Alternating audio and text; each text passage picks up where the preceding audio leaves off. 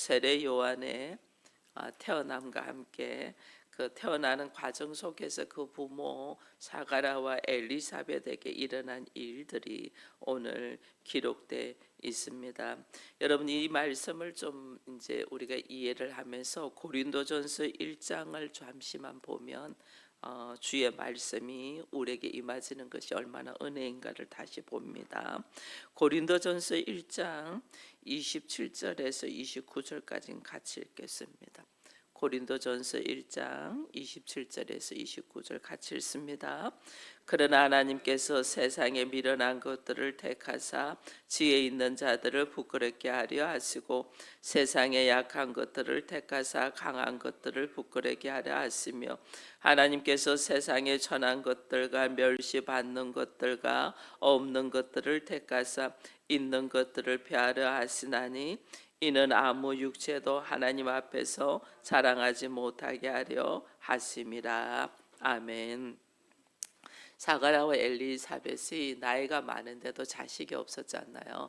자식이 없었다는 것은 사람들 앞에 그가 사람들의 생각은 하나님 앞에 복을 받지 못한 미천한 자라는 것을 생각한다는 거죠. 근데 오늘 하나님은 고린도전서에서 보니까 하나님께서 미련한 것들을 택해서 지혜로운 자들을 부끄럽게 하고 강한 것들을 패하시고 약한 것들을 택하사 강한 것을 부끄럽게 한다. 우리 자체는 존재는 정말 연약하고 부족한 존재예요. 그러니까 나의 환경 속에서 어려움이 있고 힘듦이 있고 되는 것마다 되지 않냐고 모든 것이 내가 너무나 아무것도 아니라는 걸 생각할 때 사람들은 거기서 기가 죽죠. 그래서 주눅이 들어가 있어요. 뭔가 내가 하고자 하는 대로 된다는 생각과 내가 하고자 하는 대로 되지 않는다는 생각할 때 사람들은 거기서 기가 죽어 있어요. 근데 하나님은 일하시면 그렇게 내려가서 내가 아무것도 아니구라는 걸 깨닫도록 하나님은 허락하는 거예요. 내가 아무것도 아닌데 그 연약한 자, 그 천한 자, 그 약한 자를 하나님은 들어서 쓰시는 것을 우리에게 보이시면서 결국은 어떤 일의 결과에서 나를 자랑하는 것이 아니고 하나님의 영광, 하나님의 은혜를 자랑하도록 오직 예수 그리스도만 자랑하도록 하나님이 우리를 인도하신단 말이에요. 오늘 사가랴와 엘리사벳도만 이들은 의인이었잖아요. 하나님이 인정하는 의인이다 그랬는데 이들에게도 가시가 있는 거죠. 자식이 없는 이 모습. 그 외에 하나님이 그를 통하여 전적인 하나님의 은혜인 것을 깨닫게 하는 거예요. 내가 뭘 수고하고 애써서 하는 게 아니고 전적인 하나님의 은혜이고 오직 주만을 영광 돌릴 수 있도록 하나님이 이끄시기 위해서 우리로 하여금 낮고 낮은 대로 우리로 하여금 낭떠러지에서 떨어지도록 우리로 하여금 나는 아무것도 아닙니다. 먼지와 같은 존재이고 나는 버러지와 같은 자입니다 하는 것을 인식하고 고백하도록 그때 하나님이 일하신단 말이에요. 근데 우리는 뭔가 내가 하지 못하고 이룬 것이 없고 가진 것이 없으면 그냥 기가 팍 죽어 있는 거예요. 그 연약한 자를 들어서 쓰시는 분이 여호와 하나님이라는 것을 우리가 알면 말씀에서 일어나는 일들을 우리가 이해하는 것들이 달라지죠.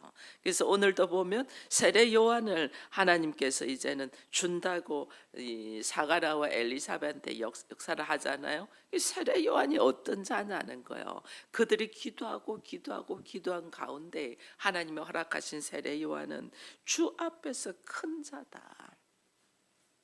모든 사람들이 기뻐하고 그의 남을 통해 기뻐하고 너도 기뻐할 것이고 그는 주 앞에서 큰 자다 이러잖아요. 15절을 보니까 이는 그가 주 앞에 큰 자가 되며 큰 자다.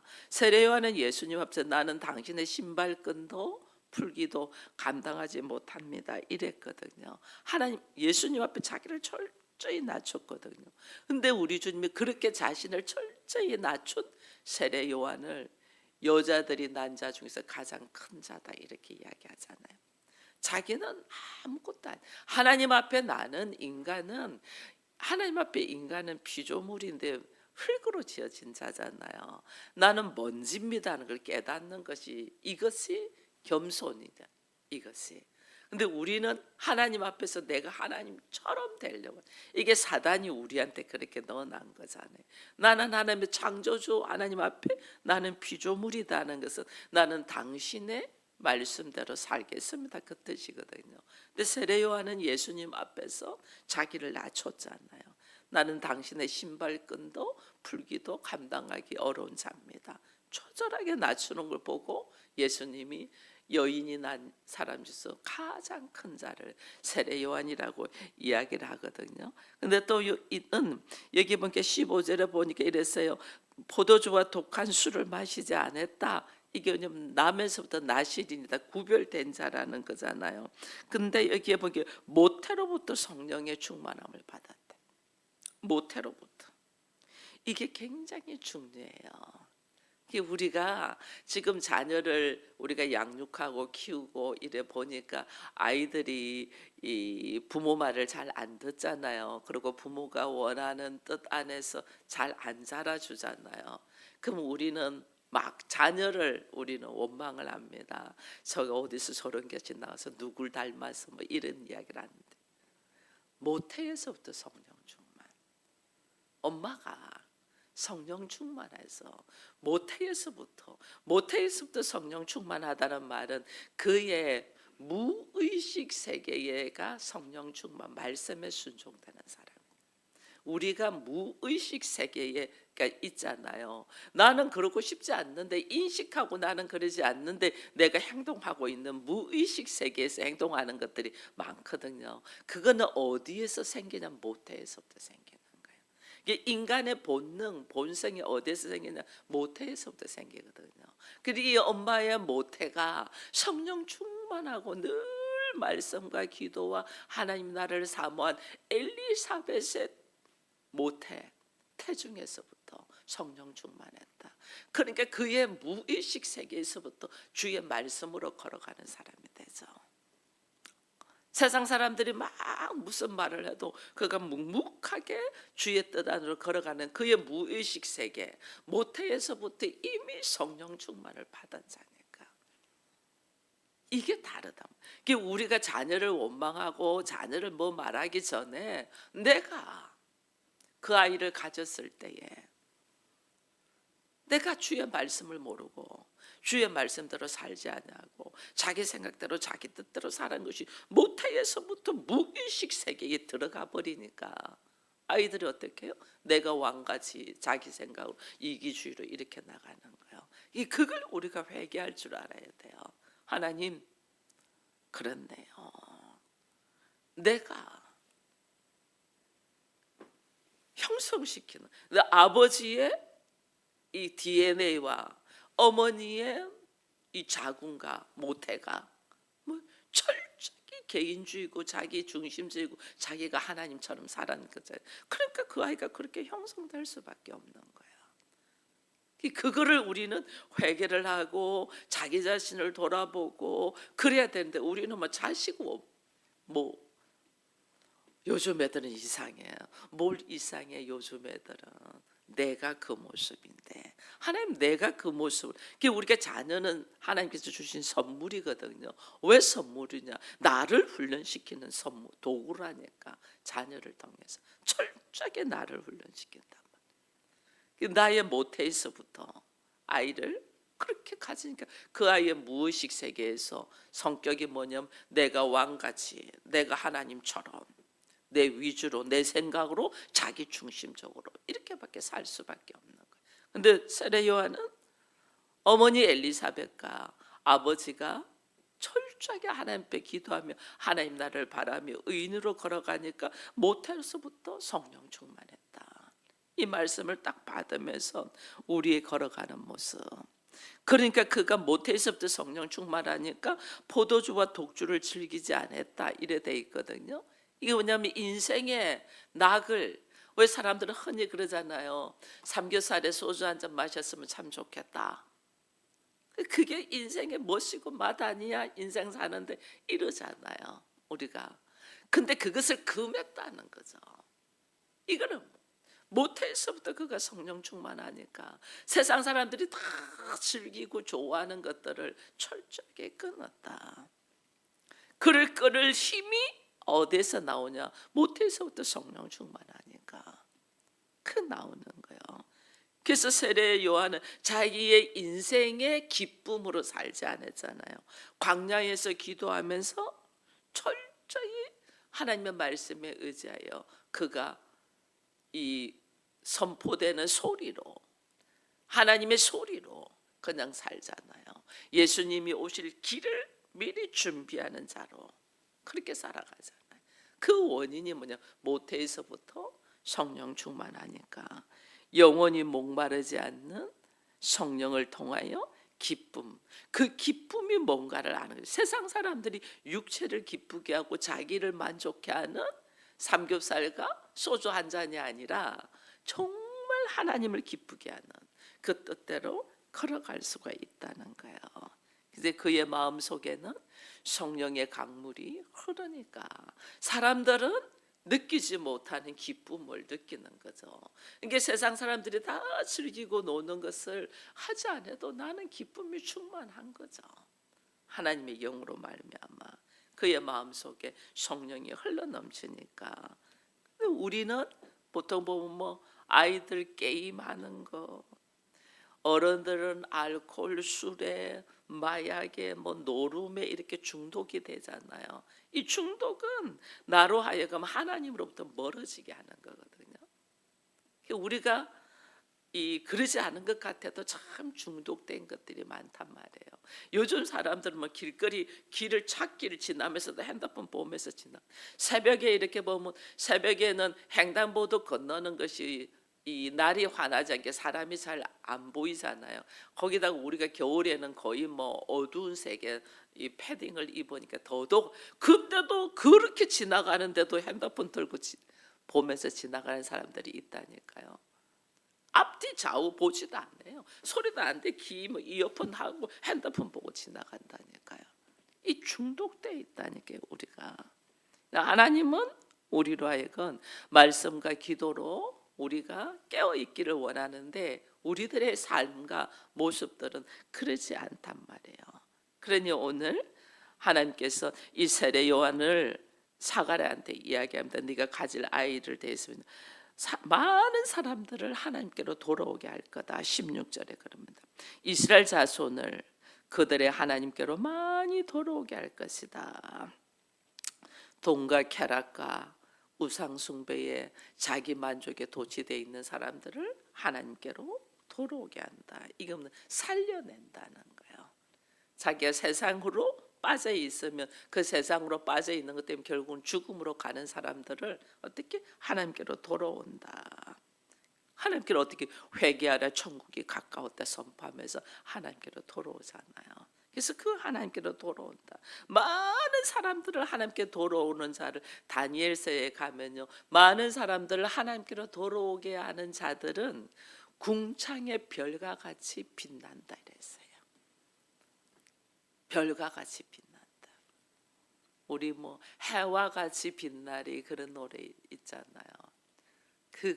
그렇게 내가 빛나는 존재가 되는 것은 어떻게 많은 사람들을 하나님께로 돌아오게 하는 자. 세례 요한이 지금 하나님께로 돌아오는 비추는 이 어두운 시대, 이때가 이제 어두운 시대잖아요. 어두운 시대의 그 부모다. 사가라와 엘리사벳의 이 어두운 암흑한 시대에 말씀대로 살지 않는 시대의 등불이었던 역할을 감당한 것처럼 세례 요한도 한 시대의 등불의 역할을 감당하는 이 놀라운 은혜를 하나님께서 허락하셨다. 그렇게 얼마나 복된 가정이에요. 엄마 아버지가 시대의 등불로 사니 그 자녀도 시대의 등불로 살 수 있도록 하나님이 역사하셨다. 그러면서 오늘 17절에는 보니까 그가 또 엘리야의 심령과 능력으로 주 앞에서 먼저 와서 아버지의 마음을 자식에게 거슬리는 자들의 의인의 슬기로 돌아오게 하고 주를 위하여 세운 백성들을 위해서 준비했다. 이 관계를 회복해. 주님 앞으로 돌아온 하나님 앞으로 돌아온다는 하나님과 나와의 관계를 회복시키는 거잖아요.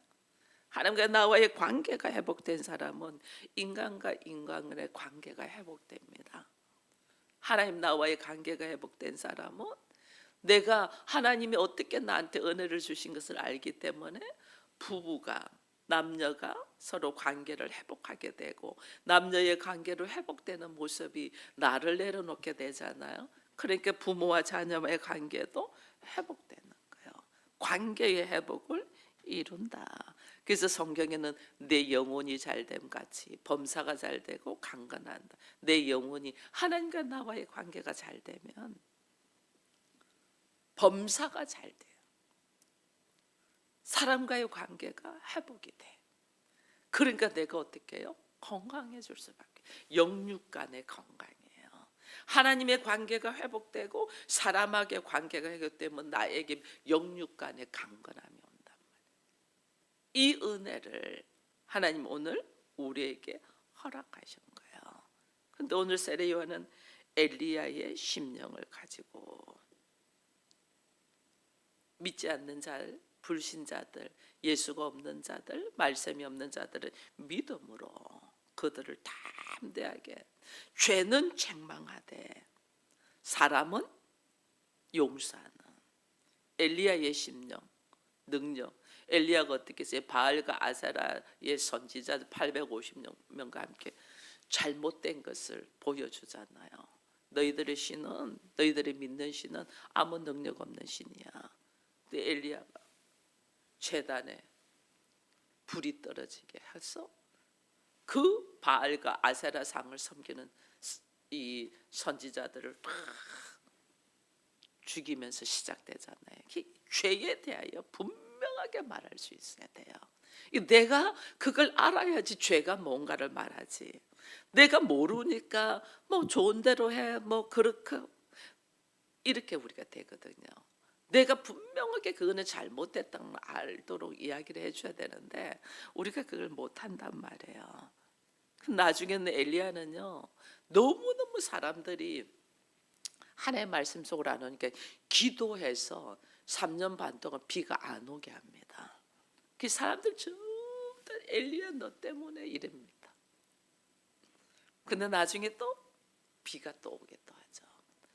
이게요 죄에 대해서는 분명하게 책망한다는 거예요. 죄가 뭔 줄. 죄에 대해서는 책망을 하고 그 다음에 그 죄에 대해서 돌이키고 돌아와서 결국은 참 하나님이 신이 누구인가를 이야기해 주면서 하나님께로 돌아오게들 하죠. 그래서 그들의 마음의 심령 속에 뭐 돌아온 회개의 역사를 일으키잖아요. 돌아오더라고. 회개하라. 천국이 갖고 왔다. 이게 엘리야의 심령과 능력으로 이거는 죄는 철저하게 책망하고 사람은 철저하게 용서하고 이게 엘리야의 심령과 능력이에요. 그래서 오늘 우리 안에 우리도 뭐냐면 죄에 대해서는 단호하게 말하고 그러나 그 죄 속에 빠져 있는 사람은 불쌍히 여기서 건져내야 되죠. 건져내야 되죠. 이 은혜를 받은 우리가 되기를 축원드립니다. 근데 오늘 우리가 또 한 가지 그간 것이 18절 이어 보면 사가라에 대한 겁니다. 그렇게 하나님 앞에 기도하며 주의 나라가 임하기를 원하는 사가라에게 실상 천사가 딱 나타났어요. 가브리엘 천사가 나타났어요. 가브리엘 천사가 나타났다는 가브리엘은 이게 뭐냐면 하나님의 말씀을 전하고 능력을 행하는 이 천사가 가브리엘이거든요. 주의 말씀을 내한테 전하고 그 전한 말씀이 나로 통하여 이루어지는 능력이 나타나는 게 이제 가브리엘 천사가 나에게 와서 말한다는 건 엄청난 나를 통해서 하나님의 일하신다는 뜻이거든요. 근데 깨어서 기도하는 이 사가라가 이 가브리엘 천사가 나타나서 이야기를 하는데 안 믿어. 이게 오늘 우리들의 모습. 안 믿어. 왜 안 믿냐? 내가 지금 늙었고 내 아내도 나이가 많는데 무슨 아이를 가지겠냐. 그게 뭐냐요? 기도는 그렇게 하면서 살면서도 현실적으로 이제는 포기했다는 거죠. 현실적으로 뭐 그래 아니할지라도 뭐 하나님 감사합니다. 그러면서 현실적으로 나도 늙었지만 내 아내도 나이가 많아서 그런 일은 가당치는 하겠냐고 믿지를 않아요. 이게 우리가요 깨어있지 않으면 한순간에 천사가 하나님이 나에게 오셔서 말씀하시는데 우리가 거부할 때가 있다니까요. 상상을 초월하는 일을 이야기를 하시니까 내가 생각지도 못하고 상상을 초월하는 것을 하나님이 딱 말씀하신단 말이에요. 그럼 우리는 아니 그거는 아니지요 이렇게 나온다니까요. 우리가 그렇게 해요. 근데 사가라가 오늘 그랬어요. 이 사가라에게 불신, 하나님의 역사는 믿는 자에게는 능치 못할 것이 없다는 말씀을 우리가 못 받아들인 거죠. 그거는 내가 하는 것이 아니고 하나님이 하시는데 나는 안 되죠. 나는 우리가 상식과 지식과 전통과 자기의 환경에서 못 벗어나는 존재인 거예요. 안 되지. 말이 안 되지. 과학적으로 설명도 안 되고 말이 안 돼. 믿음은 과학을 초월하는 건데 우리가 그게 머물러 있는 거예요. 그래서 그걸 초월하여 넘어가야 되는데 부활의 신앙은 모든 우리의 지식과 상식과 경험과 환경과 전통과 모든 것을 초월해 나가는데 초자연적인 이 초월적인 이 세상 속으로 들어가거든요. 이게 차원이 다르죠. 차원이. 우리가 보통 보면 3차원의 세계, 그 다음에 3차원의 세계를 좀 넘어서 생각하는 사람들은 4차원이라고 이야기해요. 근데 하나님의 나라는 5차원적인 세계잖아요. 우리 상상을 초월하는 세계잖아요. 그 세계로 들어간단 말이에요. 부활의 신앙은. 근데 우리는 여전히 우리 수준으로 머물러 있으니까 사가랴가 어떻게 그런 일이 일어나겠냐고 이렇게 이야기하죠. 그래서 오늘 가브리엘이 이야기합니다. 하나님의 말씀은 반드시 이루어지고 너는 이것을 불신하였기에 네가 이 일이 이루어지기까지 말을 하지 못한다가 이제 벙어리가 되는 거죠. 지금까지는 순종하고 믿음으로 살았지만은 마지막 순간에 불신으로 받아들이지 못해서 벙어리가 됨으로 통해서 오히려 사가라의 그 마지막 통과되지 못한 믿음에 대하여 회개하며 다시 이것을 확신으로, 믿음의 확신으로 하나님은 넣어주시는 거죠. 우리의 믿음이 자기 수준에 머물러 있으면 우리는 항상 이렇게 넘어져요. 우리의 믿음이 하나님의 일하심으로, 하나님 그랬습니다. 나는 하지 못합니다. 나는 안 되지요. 얼마나 우리가 하는 것은 한계가 있어요. 안 되죠. 나는 못합니다. 그러나 하나님은 하실 수 있습니다. 내 안에 계신 주께서 일하심을 나도 알고 세상 사람들도 내가 선포하여 알아갈 수 있게 하여 주옵소서. 이러면서 기도가 바뀌어야 된단 말이에요. 도무지 불가능한 상태. 아브라함도 불가능하다고 느끼니까 사라하고 머리 쓴 것이 하갈한테 들어가서 아기 가지라고 한 거 아니에요. 이게 우리 수준이라니까요. 늘 우리 잘 나가다가 어느 한순간에 우리 수준으로 떨어져 버린단 말이에요. 부활의 신앙으로 잘 나가다가 어느 한순간에 탁 떨어져 버린, 이게 우리 수준인가요? 근데 하나님은 그런 우리에게 믿음을 심으시고 20절에 보라 이 일이 되는 날까지 네가 말 못하는 자가 되어 너희 말을 못하니 이는 네가 내 말을 믿지 아니하였다. 때가 이르며 내 말이 이루리라. 이게 왜냐면 나에게 믿음 없음을 책망하면서 그 다음에 내 안에 다시 믿음을 심으시는 하나님. 네가 벙어리가 되어서 있는 동안에 자기 자신이 자기가 갑자기 말을 못하니까 뻥칠 거 아니에요. 거기서부터 자기의 믿음 없음을 회개될 거 아니에요. 그러다 나중에는 그 아들의 이름을 요한이라고 나중에 쓰게 되잖아요. 그때 입이 열려버리잖아요. 그래서 오늘 우리는 항상 내가 죄인인데, 이렇게 믿음 없고 부족한 죄인인데 전적인 하나님의 은혜로 내가 오늘 여기까지 왔다는 걸 인식을 해야 돼요. 그래서 우리가 고린도서 1장처럼 약한 자를 들어서 강한 자를 부끄럽게 하고 선한 자를 들어서 지혜롭다는 자를 부끄럽게 한다. 이게 뭐예요? 나는 약하고 천하고 미련한 자라는 거예요. 그런 나를 왜 하나님이 들어서 사용하시냐는 거예요. 오직 세상 자랑, 나의 뭐 한 것 자랑이 아니고 예수 그리스도만 자랑하도록 하나님이 이끄신다는 것을 우리가 알고 걸어가면 인생의 삶의 모습에서 달라지겠죠. 그러고 난 다음에 이제 엘리사벳의 모습이 나옵니다. 24절 이후에 그의 아내 엘리사벳이 잉태하고 5살 동안 숨어 있으며 이르되 주께서 나를 돌보시는 날에 사람들이 앞에서 부끄러움을 얻게 하셨다. 말은 안 하지만은 자기가 자녀를 가지지 못한 데 대한 수치와 부끄러움이 있었다는 거죠. 어쩌면 그 수치와 부끄러움이 있었으니까 더 겸손하게 하나님께 기도할 수 있었을 것 같아요. 우리의 부족함을 알아야만이 나를 내려놓고 우리가 기도하거든요.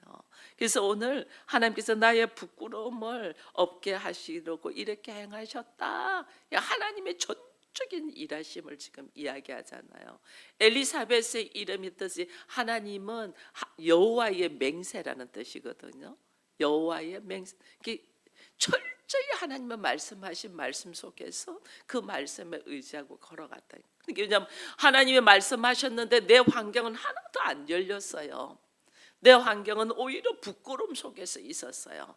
그런데도 그 하나님의 말씀하신 맹세는 언약은 반드시 이루어질 것을 믿고 엘리사벳은 걸어간 거죠. 그러니까 그 믿음대로 지금 역사하시는 거예요. 여러분, 그래서 우리 안에 생각과 말과 행함이 얼마나 중요한지 몰라요. 얼마나 중요해요. 네가 하는 말대로 나의 인생이 이루어져요. 우리들 안에. 여러분, 우리가 왜 가난하게 사냐면요, 나는 그런 거는 다 필요 없어, 없어도 돼, 이 사고가 우리 안에 딱 들어있어요. 그게 뭐냐면 생각도 안 하고 구하지도 않아요. 그게 내 가난하게 살지. 우리의 생각과 우리의 말과 우리의 행동이 어디에 있냔 말이에요. 난 지금 아무것도 없어. 나의 부모로부터 태어났고 나의 육체의 환경과 형편이 아무것도 나 없는 건 맞아. 근데 내가 예수로 말미암아 하나님의 자녀가 되었잖아요. 그분은 창조주고 모든 만물의 주인이시잖아요. 그분의 자녀가 돼서 나는 아무것도 없지만은 나의 아버지가 이제 누가 되었어요? 하나님이야. 그래서 나는 어떻게 해요? 내 손에는 지금 아무것도 없지만은 내 아버지가 하나님이기 때문에 나는 모든 것을 누릴 수 있다는 사고로 바뀌어야 되는데, 우리가 입으로는 하나님을 아버지라고 부릅니다. 그러나 나의 인격과 나의 온 사고 안에는 하나님의 아버지가 아니야. 여전히 내 아버지는 가난하고 부족하고 못나고 연약해서 우리를 바로 가르치지 못했고 죽으신 그 아버지로 나한테 있는 거예요. 그러니까 내 안에는 난 물려받은 것도 없고 난 배운 것도 없고 나는 가진 것도 없고 나는 어쩌다 이렇게 살았고 나는 그렇고, 그러니까 나는 그래서 자기를 위로하고 만족하기 위해서 나는 아무것도 필요 없어, 그렇게 말을 하는 거예요. 천만에요. 왜 아무것도 필요 없어요? 모든 것을 가진 자인데 모든 것을 누릴 수 있죠. 다만 이것이 하나님의 전적인 은혜로 이 믿음으로 바뀌어야 되는데 우리들의 인격과 사고와 가치관이 아직 부활의 신앙으로 바뀌질 않은 거예요. 육체적인 사고로 있는, 육체적으로. 그러면서 바라기는 엄청 바래. 뭐 했으면 좋겠고 뭐 했으면 좋겠고 뭐 엄청 바라는데 나의 사고는 바뀌질 않았다. 그러니까 안 되죠. 철저하게 하나님 앞에서 나의 사고와 생각과 가치관과 나의 인격이 어떻게 바뀌어야죠. 부활의 신앙으로 하나님이 내 아버지로, 하나님이 내 아버지로. 하나님이 내 아버지이기 때문에 우리가 기도하지 않나요? 하나님 내 아버지, 이렇게 힘듭니다. 어렵습니다. 어떻게 해야 될까요? 말씀해 주십시오. 주께서 말씀하지 않으면 제가 아무것도 하지 못하잖아요. 그러면서 주의 음성을 들으려고 하는 것은 주께서 말씀하신 대로 순종하고자 하는 믿음이 있기 때문에 그래요. 안 들리네. 나는 기도해도 하나님의 음성도 안 들려. 못해. 안 해. 뭐예요? 하나님은 말씀을 하셔도 내가 순종하지 않는다는 게 그 자세는. 들으려고 하지 않는다는 것은 하나님은 항상 말씀하시거든요. 근데 내가 그 말씀을 들으려고 하지 않는다는 것은 내가 말씀을 해도 순종하지 않는다는 거예요. 그러니까 나의 믿음이 지금 나의 믿음이 하나님이 기뻐하시는 믿음이 아니니까 주께서 나에게 말씀을 안 하시는 것처럼 되는 거예요. 하나님은 항상 말씀하셔요. 우리에게. 어린아이 입을 열어서도 말씀하시고, 제가 그랬잖아요. 우리가 기도 중에도 음성을 듣지만은 성경을 읽다가도 주의 음성을 듣고, 일상적인 일 속에서도 음성을 듣고, 그 다음에 사고 난 사건 속에서도 주의 음성을 듣고,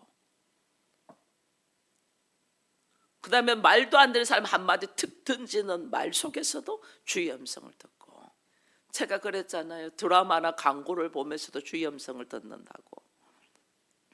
정말 주께서는 항상 말씀하시거든요. 근데 우리가 들으려고 하지 않는다는 것은 말씀이 들려도 내가 순종할 생각이 하나도 없어. 그러니까 못 듣는 거예요. 근데 엘리사벳이 오늘 말합니다. 내 부끄러움을 없게 하시려고 이렇게 행하십니다. 하나님의 말씀은 반드시 이루어지는데 어느 때에 어느 방법으로, 하나님의 때에 하나님 방법으로 우리의 철저한 믿음이 하나님 앞에 온전히 서 있냐는 거예요. 내가 하나님이 기뻐하시는 믿음으로 있냐는 거예요. 하나님이 기뻐하시는 믿음이 아니고 여전히 자기 수준으로 자기 만족으로 나는 뭐 이렇게 나는 저렇게 말하는 모습이요, 전혀 믿음이 없는 사람들이 얼마나 많은지 몰라요.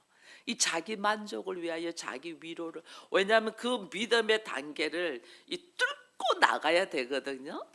홍해를 건너야만이 광야에서 하나님을 만나고 하나님을 경험하는데 이 홍해를 건널 생각을 안 하는 거예요. 홍해를, 이 과정을 뚫고 나가야만이 그 다음에 주의 음성이 들리는데 그것이 힘들거든. 귀찮거든. 그렇게 이 과정을 안 뚫고 나가니까 어떻게 해요? 내가 너무 힘들잖아요.